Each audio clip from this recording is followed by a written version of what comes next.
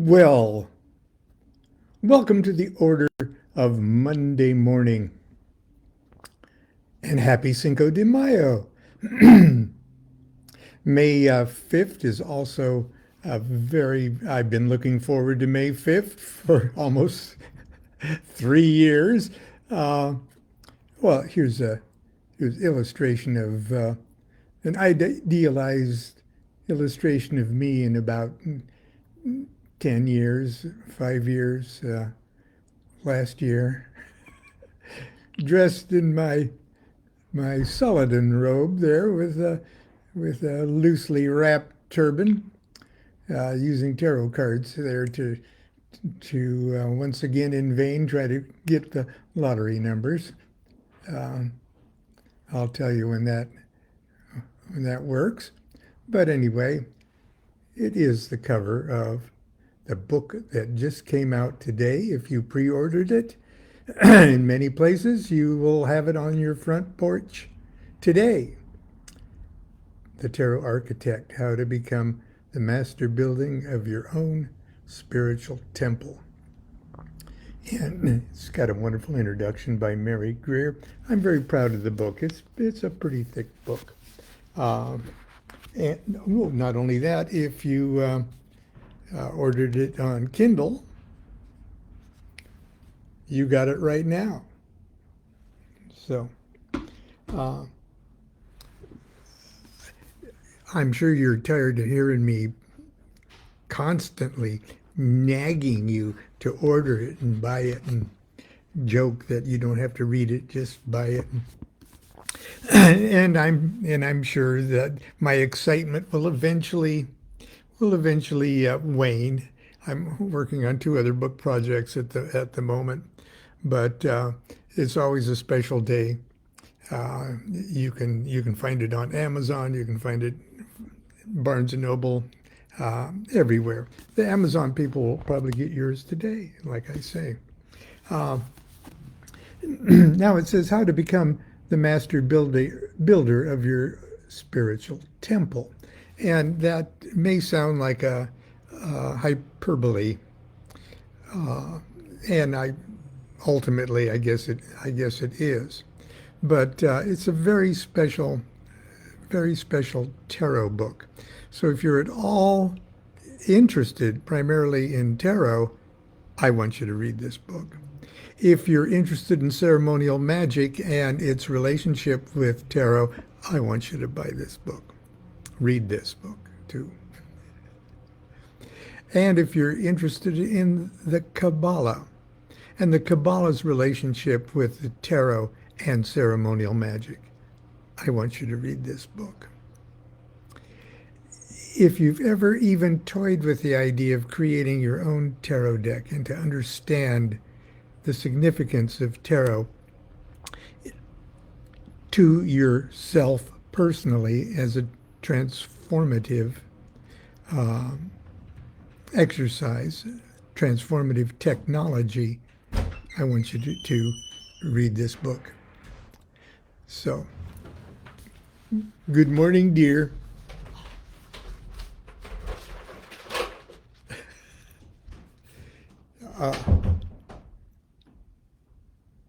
Okay.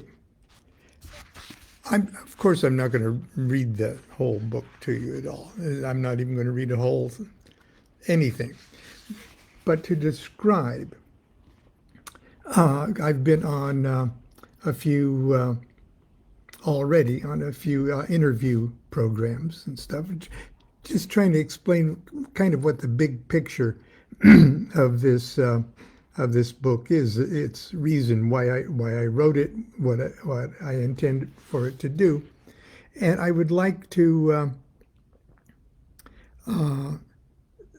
sort of share with you part of the prologue, where I try in a few words. The publishers ask you to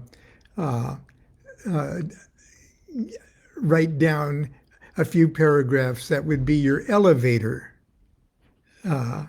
explanation of your project. In other words, if you got into the elevator and needed to pitch your project, what would be your elevator pitch? Well, in a sense, this is the elevator pitch for, did I mention it's called The Tarot Architect? Did I mention it's out today? A job offer, and it says, "You're nothing but a pack of cards." That's from Alice in Wonderland. No, Alice Through the Looking Glass. Have you ever tried to build a house of cards? As a bored youngster growing up in small-town Nebraska, I spent many a sweltering summer's day attempting to assuage my ennui with a deck of playing cards.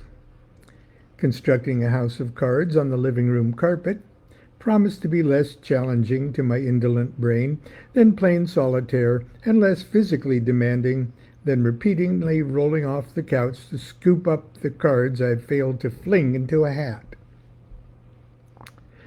Erecting a house of cards requires a cool head, a keen eye, and a steady hand, and of course far too much time on one's hands. My designs were mind-numbingly unimaginative. Most of the time I simply tried to form a few 2-card A-frames or 3 or 4 card boxes to somehow create a relatively stable ground floor. Then I managed to lay a few more cards on top to form a roof. When I was lucky, I could duplicate the same process to build a second floor, and occasionally I'd even get my house of cards 3 or 4 stories high.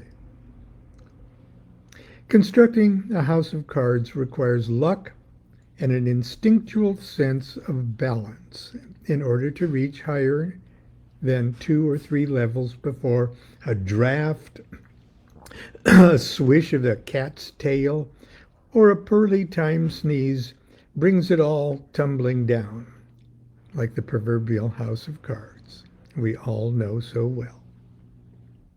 For centuries, this expression, house of cards, has been used to describe any scheme that is ill-conceived or disorganized.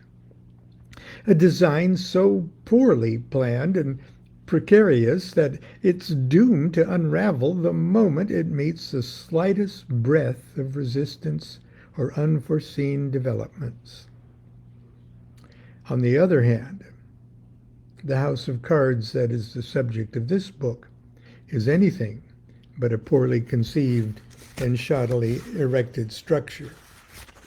Indeed, once we are armed with just a modicum of understanding, any deck of tarot cards becomes a powerful magical instrument, a mirror of our own soul, a seamless reflection of the scaffolding of the mind of God, a miniature working model of the cosmos, an oracle of the gods.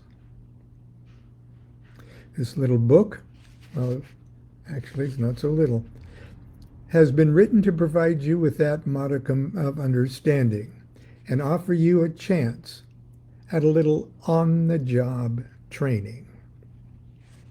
And then I got a section, it's called a job offer, which is ironic for somebody who's for 77 years almost avoided an honest job, unsuccessfully for many years, I might say. A job offer. Don't laugh, it's a very good job, one with limitless prospects for advancement. You might even end up in marrying the boss's kid and eventually becoming the boss yourself. The job comes with an impressive title, Master Builder, of one of the most important edifices in the universe. A magical temple fashioned with such divine perfection that once constructed and consecrated by your wisdom and understanding, it will vibrate like a cosmic tuning fork, finely calibrated to the master note of the music of the spheres. Furthermore, if you play your cards right, the drone of that great vibration will set your consciousness oscillating in pure sympathetic resonance with the sweet symphony of life and creation. Excuse me. Constance and I are still not quite through with our whatever it is. I think for Constance especially, it's the pollen and the allergic reaction to all of this stuff around here. But I digress. Now, a perfect working model of the cosmos? I've been throwing around the phrase perfect working model of the cosmos as if I were suggesting the cosmos is currently functioning in perfect working order. Make no mistake, that's exactly what I'm suggesting. No matter what you may believe to the contrary, the cosmos is, was, and forever shall be humming along perfectly. And you're not only a cog in the divine mechanism, you are in fact the perfect reflection of the whole darn machine. You old fool, I hear some of you saying, that's the most naive thing I've ever heard. My universe is certainly not in perfect working order. If I'm the reflection of the universe, then this universe must really be in bad shape. Well, considering all the injustices, environmental collapses, pandemics, social inequities, political upheavals, wars, genocides, ecological catastrophes, and mass extinctions that surround us, our neighborhood universe certainly does look very screwed up. But just because we're currently not able to perceive how the cosmos is functioning in perfect order, it doesn't mean that it isn't. The fault, dear Brutus, is not in our stars, but in ourselves. As Shakespeare said in Julius Caesar. It is our woefully inadequate powers of perception that are to blame. As Goethe's Faust points out, the world of spirits is not shut away. Thy sense is closed. Thy heart is dead. Allow me to quickly illustrate using a deck of tarot cards. Objective reality is a shuffled deck. Usually, when you unseal a brand new deck of tarot cards, usually but not always, you find them arranged in a sequential manner. The 22 trumps, 0 through 21, then the aces, court cards, small cards of the 4 suits, all in a tidy, consistent order. This fresh from the factory, perfectly arranged deck could be viewed as representing the way things truly are in the universe. When you shuffle that pristinely ordered deck, though you aren't shuffling the universe, you're shuffling yourself and the clouded perspective from which your defective powers of perception are currently obliging you to see and interpret your existence and what you mistakenly believe is objective reality. We view the seamless operating dynamics of the infinitely stable and beautiful universe as if through shattered eyeglasses that pervert and distort every image until our life appears to be a chaotic pile of confusing rubble. So how did our glasses get broken? We broke them ourselves. We grind them under our heels with every step we take in our futile attempts to run away from ourselves. We twist them and warp them as we vainly struggle in Sisyphusian. Yeah, I said that. You know, Sisyphus, the guy that rolls the rock up the hill only to have it roll back at him for eternity. I'll say that again. As we vainly struggle in Sisyphusian futility against what appears to be the unyielding forces of nature and the laws and principles that govern the behavior of matter and energy in this narrow window of space-time we're attempting to make sense of. We have disattuned our ears to the music of the spheres, and like Samson, we have brought the illusionary house of cards down upon ourselves. The next section just says building blocks.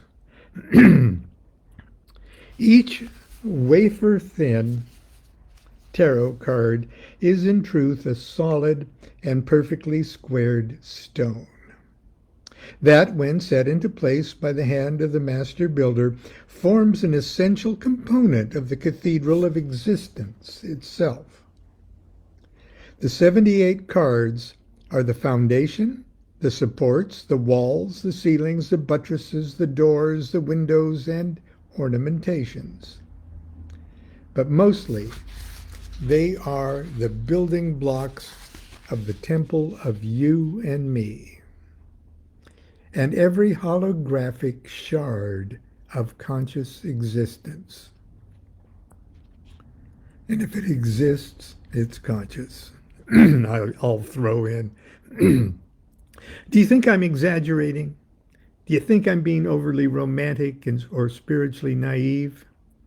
After all, you might remind me the tarot is only a pack of cards, 78 lifeless pieces of illustrated cardstock. But are they really lifeless? They are, and they'll remain lifeless until something magical intervenes to bring them to life. That magical something is you. And you are the only one who can perform this great miracle of resurrection. That is, of course, if you choose to accept the job offer.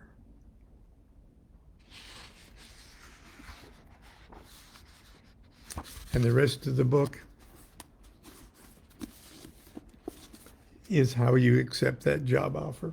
Okay, that's it for today. I'm very, very excited, but it is also, speaking of the order of Monday morning, we have to get ready for Monday night magic class here in Sacramento. If you're a regular, yes, we're having, even though we're blowing our noses and scratching our allergy eyes, we'll have class tonight. And just in case you didn't catch the title, the book is The Tarot Architect: How to Become the Master Building of Your Own Spiritual Temple.